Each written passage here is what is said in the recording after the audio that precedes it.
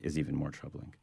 That was Rabbi Aaron Levy ending our panel talk on medical assistance in dying, together with lawyer Elise Sunshine, policy advocate Wanda Morris, and physician Dr. Melissa Melnitzer. We have some calls on the line.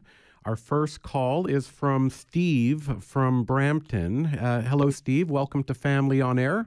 Good morning. How are you? Good. I understand that you have some thoughts on the topic of medical assistance in dying. I understand your wife passed away from cancer, and my condolences on that. That's correct, yes. I thought about this subject for decades, actually, long before it became sort of a political football. I think, in my opinion, it's both a pragmatic issue and a moral. It's a very complicated issue, but in my mind, it's pragmatic and moral. I lost my wife a year ago in March to terminal cancer. I kept her home. I was a caregiver at home. I watched her slowly degrade to this unspeakably cruel disease. Oh, dear.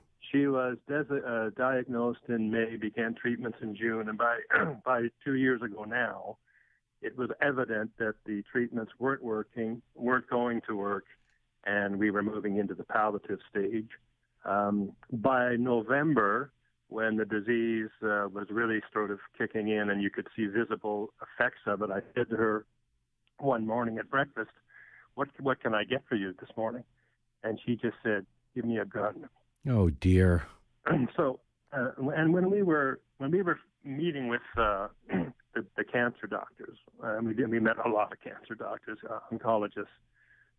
Some of them were absolutely fantastic, but at first I was a little put off because I was the husband in the room, but it was clear to me very early on that my opinion didn't matter. They said very politely but firmly, yes, but what does the patient want?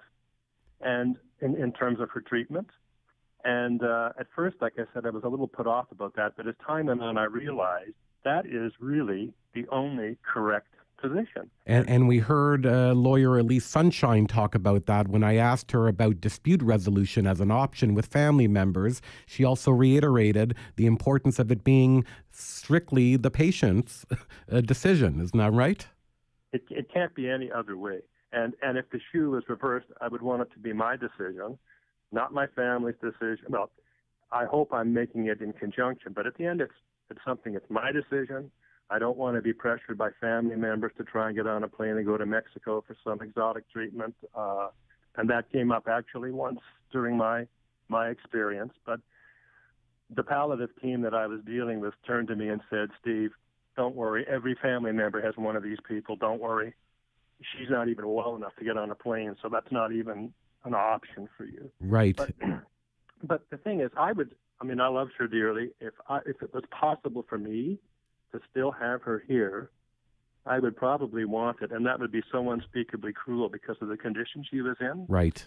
And if I am ever in that position, I hope the law gives me the freedom to make that choice. I'm not a religious person. I respect people who are religious and who have religious beliefs, but I would like the ability to choose for myself, and I would spare myself and my immediate family. And I guess the timing becomes tricky. I have a friend right now who has an aunt had just had a meeting last week, actually, with the team to talk about this option because she is terminal and I'm not quite sure how much time she has, and I don't think she knows how much time she has, but she's covered the first few steps. And one of the things I was interested in, by the way, coming out of that conversation, was they said they wouldn't do it in a hospice, but they'd have to move her out into a hospital if she wound up in a hospice. And I thought that was very strange. Well, it's actually, this is something that I've heard before, and some hospices are not equipped, structurally and with the personnel there. We're not there yet with them, and it's not uncommon to move people into hospitals or to their home if it's available, which is a place where I understand quite a few people are interested in being at the end of their life if it's feasible. Steve, thank you very much for sharing this very tender story and for calling us on the show for us today. Can I make one more very quick point? Absolutely. Okay, I've also thought, from an unselfish point of view, I'm 66. If I had that kind of disease and I was going to go into the public health system and they were going to keep me alive for I don't know how long and commit I don't know what kind of resources to me with no positive outcome possible, why wouldn't I want those resources, which are always limited, to go to a child or a younger person or even an older person who had a more positive diagnosis, a more positive outcome possible? You know, Makes no sense to me. That's quite the thing that people will think about, right? In terms of the feeling of one's own value and worth relative to others. And this comes up at the end of your life, that you don't want to be a burden, on your family or on the state and whatnot. And I see it in the pension plan world all the time with people who don't have enough retirement income. And this is obviously very different because we're talking about life and death. So what you're feeling is actually quite common, and you should feel that quite sincerely. Steve, thank you very much for calling us. Thank you. We have another caller on the line. We have Jane from Etobicoke. Hi, Jane. Welcome to Family on Air. Hi, Ari. Thank you for doing this program. And how profound Steve just spoke. I thought I was good with this, but it says it all, Ari. It's a powerful subject, isn't it? I understand that you're an advocate of advanced directives. Is that right? I am similar to Steve's wife. I have had cancer. I am fine at the moment, but I know down the road I want to live in peace and mind, not only for me, but for my family, to see me content.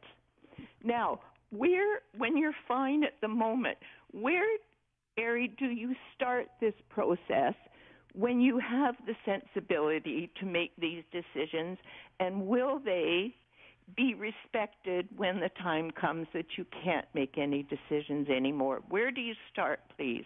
Right. So that's a really important subject. So as we heard during the interview, something like advanced directives, when you're clear and cogent in your thinking today, but may not be in the future if you're hooked up to machines at the end of your life, that's currently not available in the law. But what we're advising people in terms of what we hear is that it's better to have something in writing than not. And that's going to be something that we're going to hear a little bit later on in the show. So that's number one, is to go to your supports and to start with an advanced directive, at least to have something in writing for when it could be available.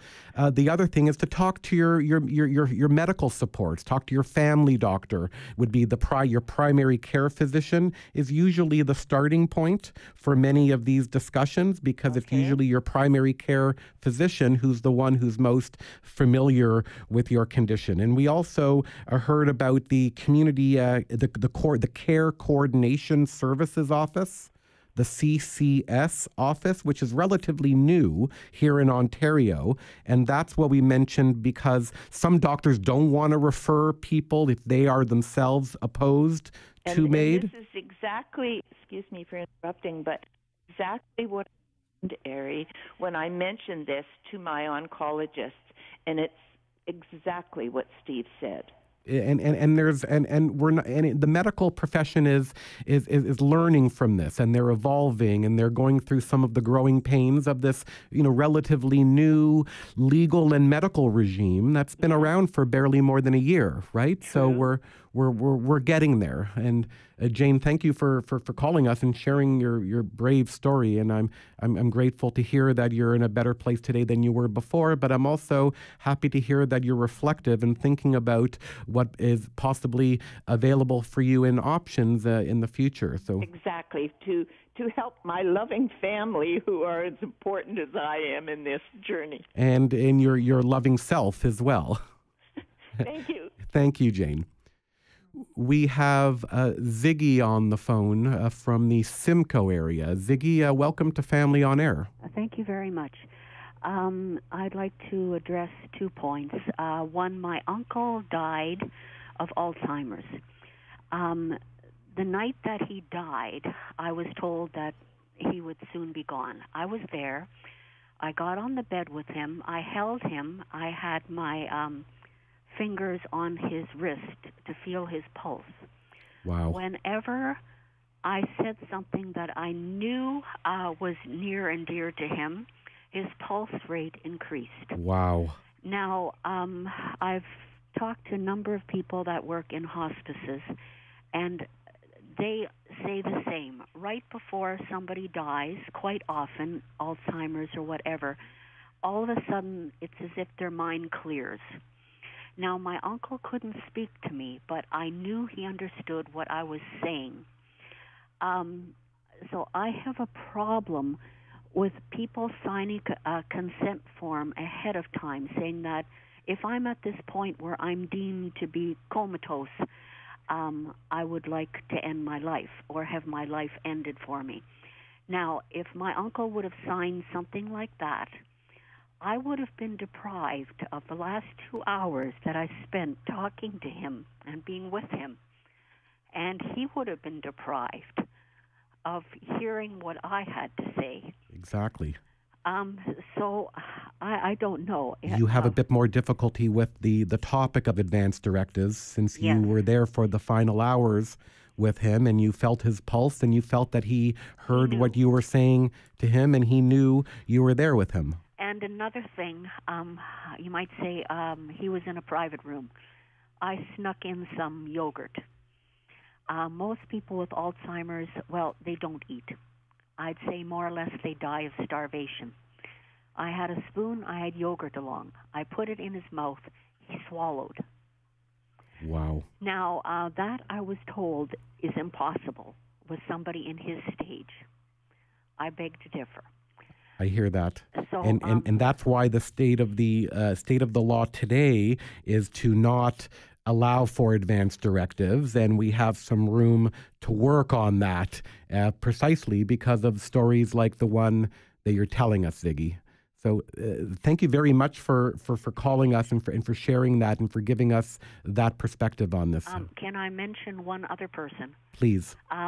She was bipolar. She committed suicide a number of years ago. She had just finished reading a bunch of the books, the Tibetan books of dying and that.